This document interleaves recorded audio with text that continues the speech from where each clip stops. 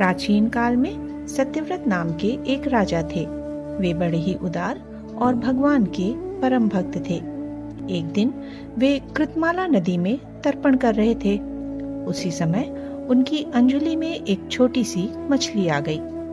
उसने अपनी रक्षा की पुकार की। उस मछली की बात को सुनकर राजा उसे कमंडल में रखकर अपने आश्रम ले आए। कमंडल में वह इतनी बढ़ गई कि पुनः उसे एक बड़े मटके में रखना पड़ा। थोड़ी देर के बाद वह उसमें भी बड़ी हो गई और मटका छोटा पड़ने लगा।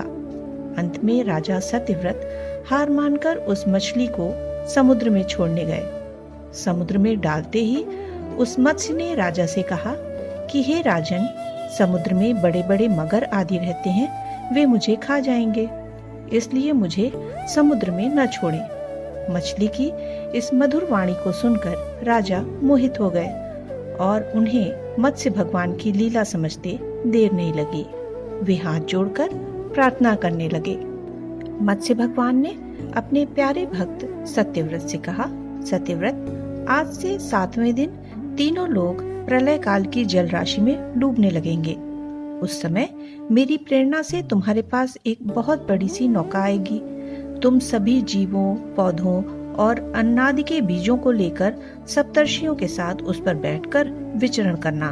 जब तेज आंधी चलने लगेगी, नाव डगमगाने लगेगी, तब मैं इसी रूप में आकर तुम लोगों की रक्षा करूंगा। भगवान राजा से ये कहकर अंतर्ध्यान हो गए।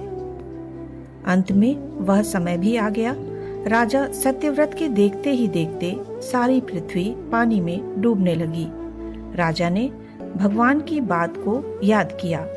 उन्होंने देखा कि नाव भी आ गई है।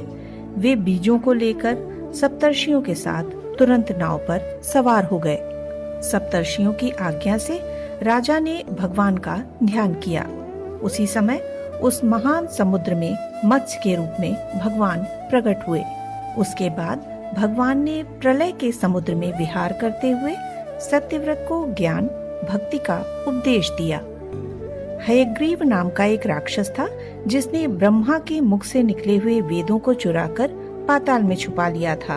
भगवान मत्स्य अवतार ने हयग्रीव को मारकर वेदों का भी उद्धार किया। ऐसे मत्स्य भगवान को हम सभी प्रणाम करते हैं।